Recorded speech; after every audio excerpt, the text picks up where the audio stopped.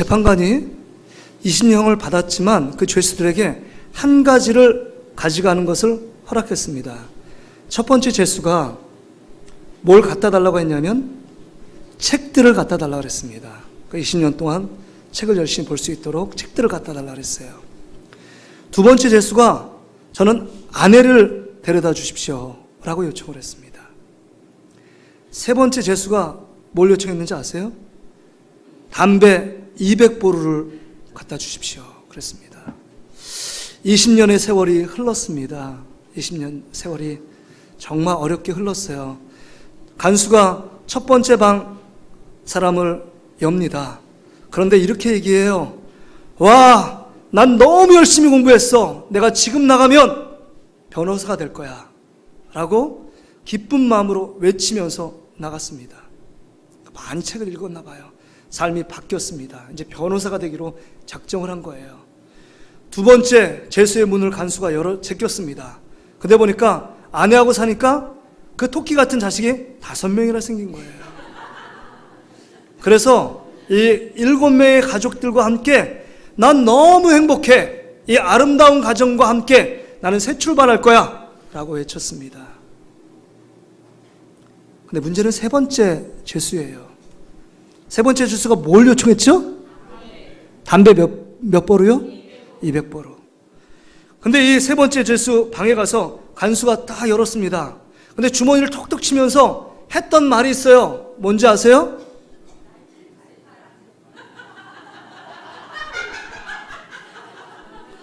비슷한데? 불 있는 사람! 200보루가 있었지만 불이 없어가지고 담배를 못 폈다는 얘기예요. 삶에 바뀐 게 없어요. 세 번째 사람은. 한번 옆 사람하고 한번 고백해 봅시다. 자, 변화해야 살 수 있습니다. 오늘은 변화에 대한 얘기를 좀 하려고 그래요. 2018년도 벌써 한 달이 다 훌쩍 지나가고 2월 첫째 주를 맞이했습니다. 여러분 그래도 새 신년에 한 번쯤 그래도 뭔가 내가 새롭게 달라지기를 원하고 그것을 향하여 여러분 생각했던 것이 있을 줄 압니다. 뭘 변화되기를 원하십니까? 지금 시대는 급변하는 시대에 살고 있습니다. 모든 환경이 변하고 있어요. 1차 산업혁명이 지나가고 2차, 3차, 지금은 4차 산업혁명의 시대입니다. IT, 지식, 이 모든 것들이 변하고 있는 시대 속에서 여러분, 그래서 어떤 그 총수, 대기업 총수가 그렇게 얘기하잖아요. 아내 외에 모든 걸 바꿔야 된다. 바꾸지 않고서는, 변화하지 않고서는 이 시대를 이끌어갈 수도 없고, 이 시대에 정말 성공자도 될 수 없고, 이 시대를 잘 적응해 갈 수 없다라고 단언을 했습니다. 시대가 변해요. 오늘 우리 장로님 기도했지만 오늘이 입춘이래요. 입춘이 느껴지세요? 입춘이 느껴지지 않지만 봄이 올 거는 알지요? 조금 추워도 조금만 견디면 조금 지나면 따뜻한 봄 햇빛이 올 거라는 사실을 모든 사람이 압니다. 계절은 다 바뀌어요. 우리도 여러분 갓난아이에 태어났는데 벌써 여러분 60, 70, 80이 되셨잖아요. 죽을 날이 점점 더 가까워 있는 우리의 삶의 모습을 보게 됩니다. 사람도 바뀌고 경제도 바뀌고 정치도 바뀌고 국가도 바뀌고 국제 정세도 다 바뀝니다. 평창 올림픽을 하는데 북한이 올지 어떻게 알았어요? 국제 전세가 변화하고 있습니다. 호련히 통일도 올 줄 믿습니다. 바뀔 거예요. 그런데 정말 우리 나라 민족 가운데 두 가지 기관이 절대 바뀌지 않는 기관이 있대요. 첫 번째 기관 어딘지 아세요? 군대입니다. 군대. 두 번째, 군대보다 더 지독하게 안 바뀌는 기관이 있대요. 어디예요? 교회입니다. 교회. 여러분이 교회예요. 여러분이 안 바뀌었기 때문에 교회가 안 바뀌어요. 군대요? 제가 26년 전에 군대를 갔다 왔는데 지금 군대 엄청 바뀌었다고 하더라고요. 그때 저 군대 생활할 땐 구타가 허용되지는 건 아니었지만 불법적으로 막구군 생활했습니다. 지금 막구군 생활하면 큰일 날 거래요. 소원순이 막 긁어댄대요. 그리고 요새는 군 생활이 제일 어려운 거 훈련이 어려운 게 아닙니다. 내무 생활이 어려워요. 바로 위에 있는 고참들이 괴롭히니까 너무 군 생활이 힘들었는데 지금은요 고참들끼리 내무 생활 안 한대요. 동기들끼리 내무 생활을 한대요. 그러니까 편한 겁니다. 그리고 형제들끼리 군대에 입대하고 그 다음에 친구들끼리 동반 입대합니다. 이게 허락되는 시대에 우리가 살고 있어요. 군대 조직도 많이 변화됐습니다. 구타가 어렵대요. 지금은 여러분 욕하는 것도 안 된답니다. 군대가 잘 굴러가는지는 모르겠는데 때리지도 않고 욕도 안 합니다. 군대가 어떻게 굴러가는지 모르겠지만 얼차를 줘서 굴러가는지는 모르겠는데 군대도 많이 변화됐습니다. 근데 마지막 변화되지 않는, 끝까지 변화되지 않는 기관이 교회예요. 여러분 신앙생활 얼마나 하셨습니까? 우리 교회 얼마나 다니셨어요? 교회가 얼마나 바뀌었나요? 교회를 변화되는 것을 보기 전에 우리 자신이 얼마나 바뀌었는지를 보셔야 합니다. 내가 바뀌었으면 교회도 바뀐 것입니다. 변화는 나서부터 출발해요. 나서부터. 그래서 어떤 목사님이 은퇴하면서 이런 우스갯소리 농담을 했대잖아요. 내가 70평생 목회를 하면서 교회 건축을 위해서 자기 집을 팔아서 바치는 사람도 보았고 자기의 땅을, 그 피 같은 땅을 팔아서 바치는 사람도 보았다. 그런데 내가 마지막 한 사람을 못 봤는데 못된 성질 팔아서 하나님께 바치는 사람 한 명도 못 봤다. 이런 얘기를 했어요. 우리의 못된 성질이 안 바뀌잖아요. 바뀐 척하고 있잖아요. 성경 들었다고 바뀌어요? 웃는다고 웃는 얼굴 때문에 바뀐 겁니까? 하나님과 저는 우리 자신은 너무 잘 알잖아요. 우리의 고집, 우리의 생각에 갇혀서 그 고정관념에 갇혀서 신앙생활하는 우리의 모습들 늘 다람쥐 쳇바퀴 돕니다. 바뀔 마음은 있지만 바뀔 힘과 능력이 없어요. 그러니까 하나님이 원하시는 그 거룩한 삶으로 바뀌지 않아요. 어떤 사람은 목사님 하나님도 시종 영일하시고 바뀌지 않는 분인데 우리가 어떻게 바뀝니까? 바뀌는 거 안 좋아합니다. 하나님도. 그런 착각이죠. 영원토록 변하지 않는 건 하나님의 말씀과 하나님은 변하지 않습니다. 그래도 우리는 죄인이 구원받아서요 주님께서 기뻐하시는 삶의 모습, 예전에 기도하는 사람이 기도합니다. 예배드리지 않는 사람이 예배드립니다. 하나님 말씀 보지 않는 사람이 말씀 보기를 원하시는 것이 하나님 아버지가 기뻐하시는 삶의 모습이에요. 그럼에도 불구하고 지금의 모습이 최상이라고 생각하여 나는 바뀔 거 다 바뀌었어. 내 이 나이에 뭘 바뀌나? 작년도에도 바뀌려고 열심히 노력했지만 바뀐 거 하나도 없기 때문에 나는 시도조차 안 한다. 우리의 모습이 벌써 그렇게 마음 먹으신 분은 없지 않으세요? 오늘 구약 성경에 보면 이 요나의 모습이 그랬습니다. 요나 선지자였어요. 위대한 선지자입니다. 하나님께서 위대하기 때문에 하나님이 들어서 사용했고 그 인생을 가운데 놀라운 일들을 행하셨습니다. 그럼에도 불구하고 그의 인생이 해피엔딩이 아니에요. 4장 마지막 장을 우리가 넘기고 있는데 요나가 삶이 변화되었다, 거룩한 삶으로 변화됐다, 이런 말씀이 등장하지 않습니다. 지금 하나님의 말씀으로 삶이 마무리돼요. 요나가 어떻게 변했는지 그것에 대해서는 침묵하고 있습니다. 그 말은 여전히 바뀌지 않았다는 거예요. 요나 안에 잘못된 자기의 생각에 갇히고 편견과 고정관념을 끝까지 주장을 합니다. 하나님 말씀이 있어도 그 말씀 안에 변화하고 있지 않은 이 요나의 고집불통의 모습, 이게 그 당시의 요나의 모습인데 우리가 예수 그리스도를 믿는 현대판 요나가 우리의 모습이 아닌지를 돌아보아야 합니다. 여러분 예수 믿고 얼마나 바뀌셨어요?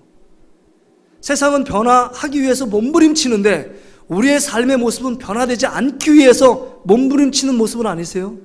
그렇다면 오늘 본문의 말씀을 통해서 우리 자신을 신랄하게 봐야 합니다. 성령께서 조명해서 CT 촬영이 아니라 MRI로 우리 영혼을 봐야 돼요. 보지 않고서는 우리의 영혼이 수술되지 않고서는 우리 삶에 변화가 없습니다. 우리 삶에 하나님이 진정으로 주시고자 하는 놀라운 하늘의 신령한 영적인 축복들을 맛볼 수 없습니다. 먼저 요나의 삶을 살펴볼 때 말씀 앞에서 고집피는 요나의 모습을 봅니다. 우리가 4장을 정리하면서 1장 1절부터 2절에 보면 하나님께서 요나에게 이렇게 말씀합니다. 저 큰 성읍 니느웨로 가서 그것을 향하여 외치라고 말합니다. 복음을 외치라는 거예요. 복음을 들을 수 있도록 네가 선지자니까 그들에게 가서 하나님의 말씀을 외치라고 분명하게 아르또릿하게 말씀을 하십니다.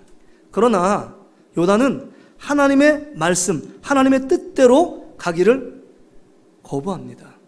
그래서 1장 3절에 보니까 그러나 요나가 여호와의 얼굴을 피하려고 일어나 다시스로 도망하려 하여, 그래서 뱃삭을 주고 다시스로 가는 배를 탑니다. 처음에 순풍에 돈다는 것처럼 잘 가요. 가다가 어마어마한 광풍을 만나게 되는 것을 봅니다. 근데 광풍을 만났을 때 요나가 뭐하고 있죠? 1장 5절에 보면 배 밑창에 내려가서 깊이 잠을 자고 있습니다. 다 귀찮다는 거예요. 그때 요나가 생각한 건 하나님은 이스라엘 민족 안에만 역사하시고 거기만 있는 하나님을 알았습니다. 그래서 지구 반대편에 다시스 가면 나에게 다시금 말씀이 임하지 않을 것이고 나에게 잔소리하는 그 하나님이 없기 때문에 거기서 내 인생 내 맘대로 살기를 원했던 겁니다. 그래서 급하게 다시스로 내려간 겁니다. 뿐만이 아니에요. 왜 하나님께서 이 하시는 말씀 앞에 그가 순종하지 않고 불순종하며 반응했을까요? 그건요, 자기가 갖고 있는 생각, 편견, 그 다음에 고정관념이 있었어요. 이 이스라엘 민족은 하나님만이 선택한 민족이고 선민사상, 또한 하나님만이 사랑하는 민족이에요. 모든 이방 민족들은 지옥의 땔감이 필요하기 때문에 만들었다라고 생각했던 민족이 이스라엘 민족이에요. 그러니까 어떻게 되겠습니까? 특별히 니느웨는 아수르의 수도예요. 아수르가 얼마나 잔인하고 포악했는지 그 이스라엘 백성들을 잔인하게 죽였습니다.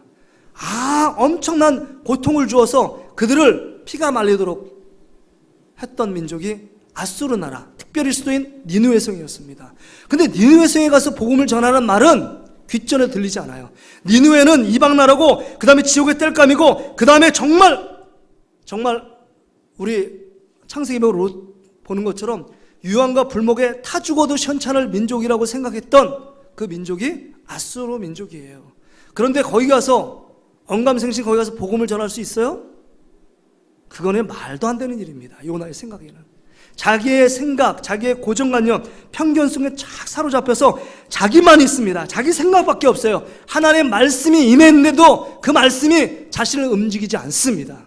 돌처럼 딱딱해져 있어요. 여러분, 요나만 그런가요? 우리의 모습을 한번 보세요. 우리의 모습. 하나님이 뭐라고 하시든 내 생각과 다르면 우리는 받아들여요, 안 받아들여요? 받아들이시나요? 대답이 없으세요. 여러분, 이런 질문을 쉽게 할게요. 여러분이 은혜 받았다고 생각하고 아멘 할 때가 언제세요? 주의 종이 여러분 새로운 말씀, 여러분이 몰랐던 말씀을 깨닫기 위해서 아멘 하나요? 대부분 아멘하고 은혜 받았다고 말하는 건 여러분의 생각이 저의 입술을 통해서 확인될 때 아멘이라고 생각합니다. 목사님, 맞아. 내가 그 생각했는데 목사님도 그렇게 말씀하시는구나. 아멘, 할렐루야. 맞아, 그 말씀 맞아. 그건 나에게 주시는 말씀이지. 이렇게 반응합니다. 여러분에게 한 번 더 질문할게요. 설교를 듣는 것이 여러분 하나님의 말씀에 순종하기 위해서 순전한 마음으로 목마름과 갈증을 갖고 내 삶이 어떠든지 엉망인 내 삶을 다시금 회복시키기 위해서 하나님 말씀을 받고 있습니까? 아니면 내 생각을 확인하고 내 생각을 관철시키고 내 생각이 맞다는 걸 증명하기 위해서 하나님 말씀을 듣고 있습니까? 1번이세요? 2번이세요? 자, 1번이에요? 2번이에요? 말은 1번이라고 하는데 삶은 2번으로 가고 있습니다. 우리 삶이. 기도도 마찬가지 아니에요? 기도하면서 하나님의 뜻이 무엇입니까? 가르쳐 주세요. 이게 아니라 내 욕심, 내가 원하는 응답을 하나님 관철시켜 주세요. 내 생각 맞죠? 거기다 도장만 찍어 주세요. 이게 우리의 신앙의 패턴이에요.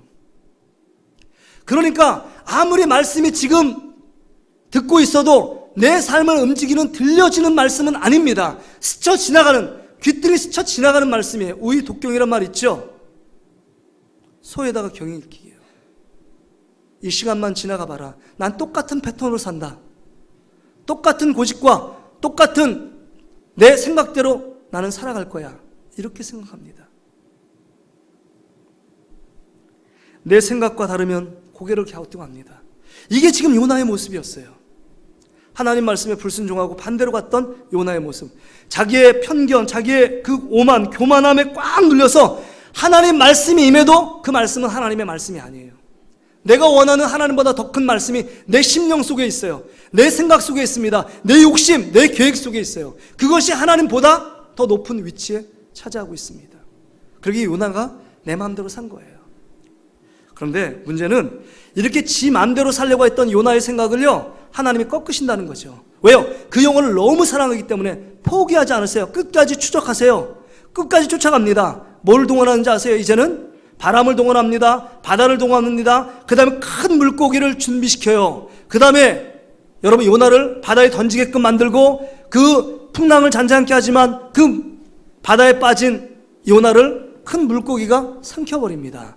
3일 야로 생사의 기록 가운데 있게 만들어요. 엄청난 고통 가운데 있게 만듭니다. 이 고통은 인간이 한 번도 경험해보지 못한 고통이에요. 그 고통을 딱 안고 본능적으로 하나님 말씀에 불순종한 자기의 죄를 회개하며 물고기 뱃속에서 하나님께 기도로 부르짖습니다. 하나님 정말 잘못했어요. 이번 한 번 나를 살려주시면 내가 하나님 말씀대로 똑바로 살게요. 이게 2장의 말씀 아니에요? 그 회개를 받으시고 2장 1절에 물고기를 토해내십니다. 토해내세요. 그리고 3장에 두 번째 말씀이 임하잖아요.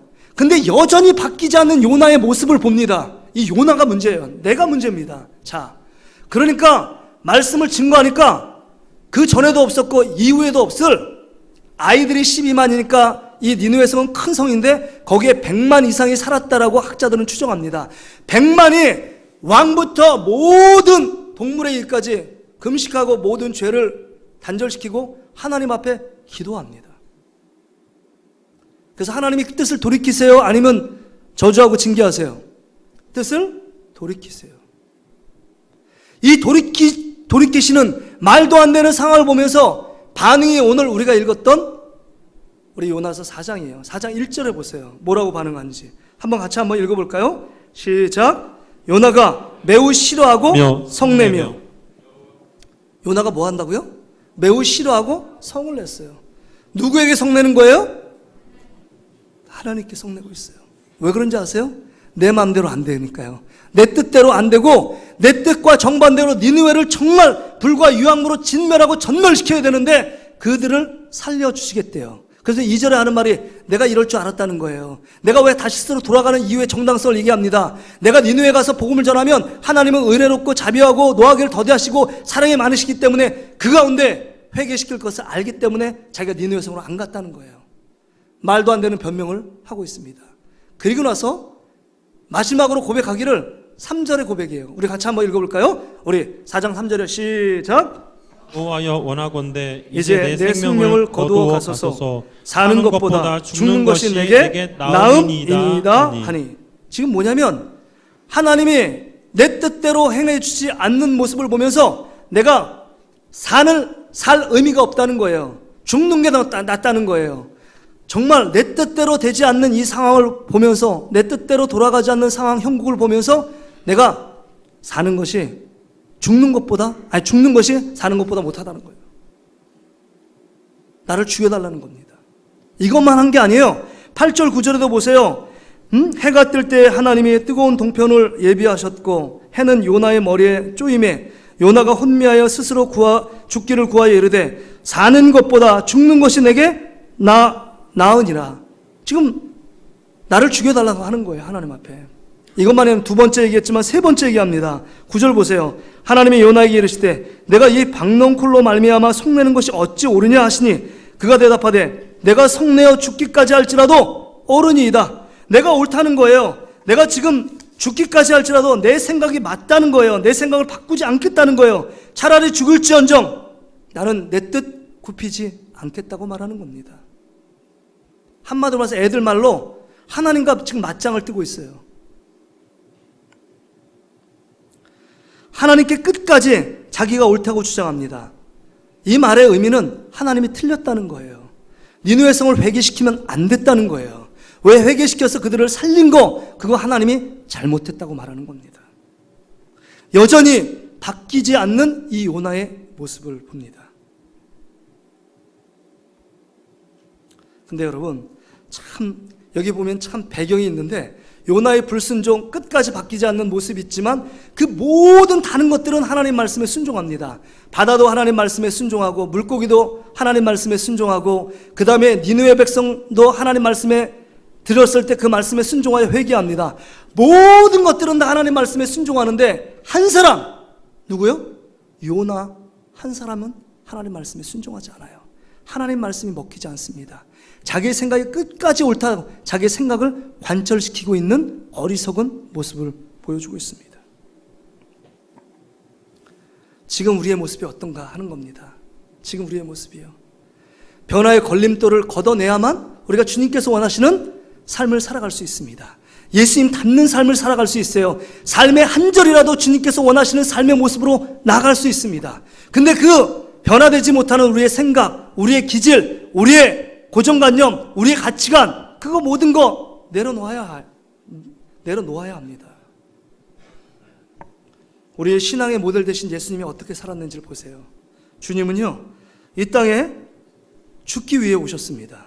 주님은 십자가에 죽으셨어요. 왜 죽으셨냐면 아버지의 생각 앞에 자기의 생각을 죽였습니다. 그 십자가의 극심한 고난과 고통을 다 알고 있어요. 그러나 그 고통을 감수하며 십자가에서 피를 흘리고 죽었습니다. 왜 그럴까요? 아버지의 뜻이기 때문에, 아버지의 명령이기 때문에, 아버지의 생각이기 때문에 그렇게 죽으셨습니다. 그러니까 자기의 공생의 3년 6개월 동안은 십자가로 계속 가는 거예요. 주님의 사명을 이루기 위하여. 근데 우리가 예수 그리스도를 믿는다고 말하는 우리들은 죽기 위해 사는 것이 아니라 살기 위해, 더 잘 살기 위해, 더 좋은 거 먹고, 더 편안하고, 더 행복한 삶을 추구하며 살아가는 우리의 인생을 봅니다. 그러니까 삶이 안 바뀌어요. 주님은요, 주님의 생각, 주님의 고집, 주님의 편안함, 그것들을 다 십자가에 못 박고 죽기 위해 오셨고, 죽기 위해 모든 삶에 초점을 맞춰 행하지만 우리는 예수님의 길을 따라가는 것이 아니라 예수님을 이용해서 더 잘 먹고 더 편안함을 누리고 더 안락한 삶을 추구하는 우리의 모습을 봅니다. 바울 사도가 예수님과 닮은 꼴 아니에요? 바울 사도도 죽음을 경험합니다. 예수 그리스도를 만나기 전까지는 자기 자아가 너무 강한 사람이에요. 가말리엘의 문화생이었습니다. 정말 배운 거 정말 다른 사람보다 더 많이 배운 사람이 석학입니다. 또한 로마의 시민권이 있을 정도로 권력이 있었고 부와 명예가 있었던 사람입니다. 다른 사람에게 아쉬운 소리 할 필요가 없는 사람이에요. 그럼에도 불구하고 예수 그리스도의 십자가 앞에 자아가 죽으니까 다른 사람의 돌을 맞고 다른 사람의 업신여김을 당하고 다른 사람에게 오해를 받아도 변명하지 않고 주님의 십자가 앞에서 온전하게 예수님처럼 다른 말 하지 않습니다. 침묵합니다. 주님을 만난 이후의 삶이 이렇게 변화됐습니다. 그러면서 고백하기를 갈라디아서 2장 20절에 내가 그리스도와 함께 십자가에 못 박혔나니 그런즉 이제 내가 산 것이 아니요 오직 내 안에 그리스도께서 사시는 것이라. 할렐루야. 내 모든 자아는 주님의 십자가 앞에 못 박혀 있는 거고 내 안에 사는 것은 예수 그리스도밖에 없기 때문에 나는 예수 그리스도의 종으로서 주님 말씀하시면 그 말씀대로 순종하며 사는 것이 나의 본분이다 라고 말씀하는 겁니다. 뿐만이 아니에요. 갈라디아서 5장 24절에 보면 그리스도 예수의 사람은 육체와 함께 그 정욕과 탐심을 십자가에 못 박았느니라. 자기의 욕심, 자기의 계획, 자기의 뜻을 십자가에 못 박았대요. 왜냐하면 자기의 생각, 자기의 고정관념, 자기의 편견 때문에 내 안에 있는 예수 그리스도가 드러내는 것에 장애를 입고 그 다음에 지장이 될까봐 그 모든 자기가 알고 있던 지식과 명예 모든 것들을 배설물로 버렸대요. 왜요? 내 안에 있는 예수 그리스도를 드러내도록 하기 위해서. 지금 여러분 안에 예수 그리스도가 드러나고 있습니까? 내 자신을 드러내려고 몸부림치고 있습니까? 사도 바울은 자기 자아가 주님의 십자가에 죽었을 때 함께 죽었다는 사실을 믿음으로 고백할 뿐만 아니라 이제는 자기가 사는 것이 예수의 생명대로 살아간다는 거예요. 한번 따라합시다. 예수 생명, 나의 생명. 예수 죽음, 나의 죽음. 예수 부활, 나의 부활. 예수님과 함께 부활된다는 건 알잖아요. 그래서 우리가 부활주일 때 예수님이 부활의 첫 열매가 되셨다, 계란도 먹고 막 그러잖아요. 기뻐하고 즐거워하잖아요. 이 부활의 기쁨을 누리기 위해서는 먼저 부활한다는 건 뭐예요? 전제가 죽었다는 거예요. 여러분 죽어본 적이 있으세요? 죽어본 적이 없기 때문에 부활의 영광과 기쁨이 없어요. 예배 생활이 정말 기쁨이 있어야 되는데 부활의 생명력 가운데 살아야 되는데 죽어본 적이 없는 거예요. 근데 목사님, 저는 이렇게 시퍼렇게 살아있는데 뭐가 죽으라고 얘기합니까? 저는 죽고 싶어도 못 죽습니다. 이게 뭘까요? 이게 대표성의 원리예요. 첫 번째 아담이, 여러분 아담 할아버지 하와 할머니 본 적 있어요 없어요? 없잖아요. 선악과 다 먹은 적 있어요 없어요 여러분들이? 없습니다. 우리는 에덴 동산도 본 적이 없어요. 그럼에도 불구하고 우리 안에 첫 번째 아담 하와가 선악과를 따먹은 죄 때문에 우리 안에 뭐가 있어요? 원죄가 들어와 있어요. 구제불능입니다. 죄 가운데 살아요. 우리가 생각하고 말하고 행동하는 모든 것이 죄입니다. 무언가 선한 거, 항한 거 있으면 그거 하나님의 은혜지 내 능력이 아닙니다. 그게 아담의 대표성의 원리 아니에요? 그래서 갓 태어난 아이도 죄인이라고 정죄합니다. 그래서 유아 세례를 줬기 때문에 구원받은 게 아니라 부모님 신앙으로 이제 앞으로 죄인이기 때문에 하나님 말씀과 기도가 필요하고 하나님의 은혜가 필요하다는 사실을 이 아이들에게 가르치고 교육시키겠다. 이런 개념으로 유아 세례를 주는 겁니다. 이 아이도 죄인이기 때문에. 근데요, 구제불능인 우리를 하나님이 불쌍히 여기셔서 두 번째 아담인 완전한 인간이고 완전한 하나님이신 예수 그리스도가 이 땅에 2000년 전에 성육신하셔서 이 땅에 오셔서 모든 율법의 요구를 한 몸에 받으시고 그 다음에 십자가에서 죽으셨습니다. 할렐루야. 그 죽음은요, 내가 죽을 죽음이라는 거예요. 예수님이 죄가 있어서 죽은 게 아닙니다. 그러니까 예수님의 죽음이 곧 나의 죽음이에요. 그러니까 우리가 십자가에 죽은 건 2000년 전에 예수님이 죽을 때 우리도 함께 죽은 줄 믿습니다. 그러니까 예수님이 십자가에 죽을 때 우리 뒷면에 우리가 죽은 거예요. 근데 우리가 이 못된 성질이 늘 살아있습니다. 자기가 제일 잘났대요. 요나처럼 자기 생각이 하나님 생각보다 위에 있습니다. 자기의 계획, 자기의 욕심, 자기의 말이 늘 옳다라고 생각합니다. 그러니까 여기 보니까 야, 네 생각이 옳으냐? 그러니까 내가 성내어 죽기까지 할지라도 내가 옳으니다. 이렇게 항변하고 있는 이 요나의 정말 어리석은 죄인의 그 비참한 모습이 이 안에 담겨 있어요. 우리가 왜 바뀌지 않을까요? 다람쥐 쳇바퀴 돌듯이 조금 변화된 것 같지만 한 계단 올라가는데 두 계단 내려오고 두 계단 올라갔으면 세 계단 내려오는 다람쥐 쳇바퀴 도는 우리의 모습이 왜 그럴까요? 우리 안에 있는 고집이 안 죽어요. 여러분이 변화되지 않는 모습 제가 한눈에 봐도 알아요. 자, 보세요. 여러분이 앉는 자리를 보세요. 강창성 집사님이 늘 그 자리에 앉습니다. 우리 장로님 그 자리에 다 앉아요. 그래서 제가 한번 스캔 쫙 뜨면 누가 왔는지 누가 안 왔는지를 알아요. 자, 오늘 지난주와 다른 자리에 앉으시면 손 들어보세요. 네, 몇 분 없죠? 조병백 집사님 그 자리에 앉으셨어요. 똑같은 자리. 이거 앞자리에서 뒤로 가셨죠? 내 말은 아내 옆자리에 앉으셨다는 거예요. 똑같아요. 똑같습니다. 우리 자신이요, 변화를 거부해요. 똑같아요. 패턴이 한번 생깁니다. 그럼 관성의 법칙에 의해서 그 자리에 꼭 갑니다. 그 자리.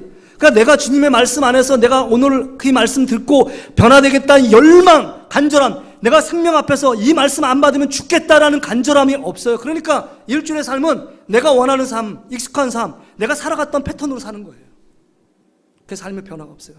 변화가 아니라 더 악해진 모습은 없어요? 요새 욕하는 게 뭐예요? 개독교라고 욕하는 게 뭐예요? 예수 믿는 사람이 더 사기치고 더 악하다는 거 아니에요?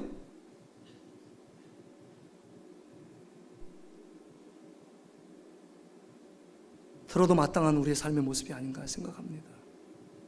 우리의 모습이 이래요, 지금. 우리의 현실입니다. 주님의 생각보다 내 생각을 앞세워요. 주님의 계획보다 내 말이 더 옳다는 거예요. 주님의 말씀보다 말씀은 말씀이고 내 삶은 내 삶이다.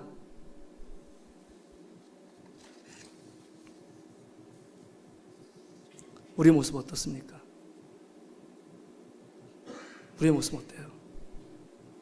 우리 교회 오래 나왔으니까 내 말이 옳고 내가 목사고 장로님 권사님이니까 내 밑에 성도들은 내 말을 들어야 되고 이래야 될까요? 교회는 질서는 있어야 되지만 여러분, 질서 위에 하나님의 은혜가 있어야 돼요. 어린아이 말이 계속 무시되면 되지 않잖아요. 그 어린아이도 옳은 말을 할 땐 여러분 어른이 들어야 되는 거 아니에요? 하나님의 말씀이 들려오면 그 말씀에 순종하려고 몸부림치지 않으면 우리 삶은 변화가 없습니다. 이건 80년, 90년 믿어도 안 돼요. 자기 그냥 자에 꼭 잡혀가지고 옴짝달싹 못해요. 그런 분들 특징이 뭐냐면 나는 변화될 거 다 변화됐다고 생각해요. 나는 교회에서 교육받을 거 지금 60, 70, 80 됐는데 뭐 안 받은 게 어딨냐는 거예요. 이 정도면 됐지. 내가 이 정도 나이에 뭘 변화시키게. 여러분, 죽을 때까지 변화돼야 됩니다. 말씀을 정리합니다. 지금 이 요나의 모습을 보면 해피엔딩이 아니에요. 영화나 드라마를 보면 마지막에 정말 이 주인공이 극적으로 반전돼서 그 고난과 그 다음에 갈등에 얽히섞인 모든 격가지가 풀려나가고 마지막에 이 주인공이 잘 모든 문제들이 해결되고 기쁨으로 끝나면 영화 볼맛 나잖아요. 근데 오늘 이 드라마는, 이 재밌는 성경 드라마는, 드라마도 아니지만 실제 있는 일이지만 이 말씀이 참 희한하게 끝나요. 찜찜하게 끝납니다. 뭔가 정리가 안 된 채 끝나요. 요나를 하나님이 혼내가지고 회개해서 돌아왔다든지 아니면 요나 잘못됐다, 뭔가 징벌해서 어떻게 돼서 정말 하나님의 은혜 앞에서 철저히 눈물을 흘리면서 하나님께 돌아왔다, 이런 말이 없어요. 마지막에 하나님 말씀으로 끝납니다. 뭐라고 말씀하시냐? 11절 말씀 보세요. 하물며 이 큰 성읍 니느웨에는 좌우를 분별하지 못하는 자가 12만여 명이요 가축도 많이 있나니 내가 어찌 아끼지 아니하겠느냐 하시니라. 야, 지금 여기에 12만 명, 100만이 넘는 그 사람들을 아끼지 아니하겠냐? 그러면서 말합니다. 뭐라고 말하냐면 네가 박넝쿨 하루 동안 있었다가 그 없어지는 박넝쿨 때문에 불평하며 원망하니? 박넝쿨을 네가 아꼈니? 그러면 지금 죽어가는 좌우 분별하지 못하는 100만이 넘는 영혼들 내가 사랑하는 것이 마땅치 않느냐? 네 생각이 오냐 내 생각이 옳으냐? 너 분별해 보라는 거예요. 그런데 여기 보면 우리의 특징이 정말 내 자아가 주님 앞에 죽었다는 사실을 믿고 그 다음에 나아가는 사람의 삶에 신앙생활은 기쁨이 있어요. 근데 이 4장까지 요나의 모습 보면 정말 피곤합니다. 얼마나 피곤했는지 1장에 보면 배 밑에 들어가서 정말 코골듯이 잠을 자요. 너무 피곤했나 봐요. 삶이 피곤했어요. 왜? 내가 주인이 돼서 내 인생을 이끌어가니까 얼마나 피곤합니까? 급변한 시대 속에서 내가 주인 돼서 신앙생활 한다는 거 얼마나 피곤해요.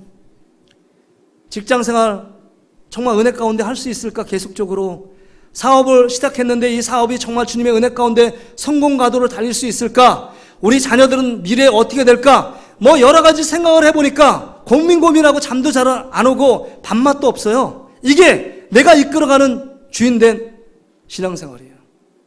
근데 요나가 그 1장부터 4장까지 기쁨이 있더라, 즐거웠더라, 정말 신앙생활에 해피하다, 이런 말이 나오지 않아요. 근데 여기 딱 보니까 무슨 말씀이 나오냐면 4장 6절에 한번 크게 기뻐해요. 요나가 박넝쿨로 말미암아 크게 기뻐하였더니. 하나님 때문에 기뻐한 게 아니에요. 말씀에 순종했더니 기뻐한 게 아니에요. 하나님의 은혜가 있어서 기뻐한 게 아니라 박넝쿨, 하루 동안에 자기 뜨거운 햇빛을 막아주는 박넝쿨 때문에, 그것 때문에 기뻐합니다. 그러니까 자신의 삶 가운데 일희일비하고 있는 모습이에요. 여러분, 자기가 자아가 주인이 돼서 왕이 돼서 이끌어가면 신앙생활이 너무 힘들고 피곤하고 신앙생활이 짐이 됩니다. 신앙생활은 너무 불편한 것이 돼요. 그러나 내 자아가 주님이 십자가에서 죽었고 이제는 나를 통해서 역사하시는 분은 하나님이고 내 안에 성령님이 계시다는 사실을 믿고 믿음 가운데 달려가는 저와 여러분의 삶이 되시기를 주의 이름으로 축복합니다. 제가 이렇게 설교를 딱 끝냈더니 요새는 안 되겠더라고요. 우리 권사님 주사님 은혜 받으셨어요? 네, 은혜 받았습니다. 은혜 받은 게 너무 추상적이에요. 삶에 적용이 없어요. 은혜 받은 거 하니까 무슨 진짜 안 했던 간증 얘기만 생각나시더라고요. 그래서 제가 두 가지를 제안합니다. 자, 여러분, 이 작은 변화가 큰 변화를 일으킵니다. 자, 다음 주부터 이 작은 변화를 실천해 보세요. 여러분의 있는 자리에서 한 자리 앞으로 오세요. 여기 이 첫 번째 자리에 앉는 분들은 앞으로 올 수는 없지만요, 지금 있는 자리에서 한 자리 앞으로 오면 여러분의 삶이 변화됩니다. 아멘? 아멘이 없으세요? 여러분, 목사가 이렇게 말할 때는 제가 기도하면서 하는 거예요. 하나님이 주신 아이디어를 지금 말씀드리는 거예요. 그냥 얘기한 게 아닙니다. 제가 저녁에 기도하는데 이런 작은 변화를 어떻게 할까? 내 자아가 죽었음을 내가 삶으로 증명하는 거. 여러분, 지금 아멘이 적은 게 지금 있는 자리에 한 자리 앞으로 오는 게 너무 머뭇거리잖아요. 내가 이거 그게 그렇게 어렵잖아요. 근데 우리가 뭘 하겠습니까?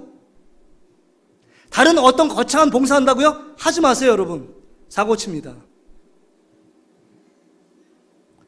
그 앞자리에서 한 자리만 앞으로 오세요. 할렐루야. 작은 변화가 큰 변화를 일으켜요. 이 작은 변화를 작게 결단하지 않기 때문에 큰 변화도 없습니다. 두 번째는요, 제가 두 가지를 요구합니다. 지금 여러분이 주일날 한 번 예배 드린 분은 한 번 더 예배 오세요. 수요 예배로 오든지 금요 성령 집회 오든지. 중자도 마찬가지예요. 새벽 예배 안 나오시는 분은 새벽 예배 한 번이라도 나와보세요. 삶이 다릅니다. 인생이 달라져요. 예배의 성공자가 되면 여러분의 직장과 사업장 일터가 변화되게 될 줄 믿습니다. 이건 내 말이 아니라 하나님이 말씀하시는 거예요. 예배를 통하여 하나님을 사랑하며 예배 자리에 나온다. 그 삶은요, 벌써 하나님께 무릎 꿇다는 증명이고, 그 무릎 꿇는 그 자를 통해서 하나님께서 축복해 주실 줄 믿습니다. 할렐루야. 그러면 두 가지를 여러분이 약속하세요.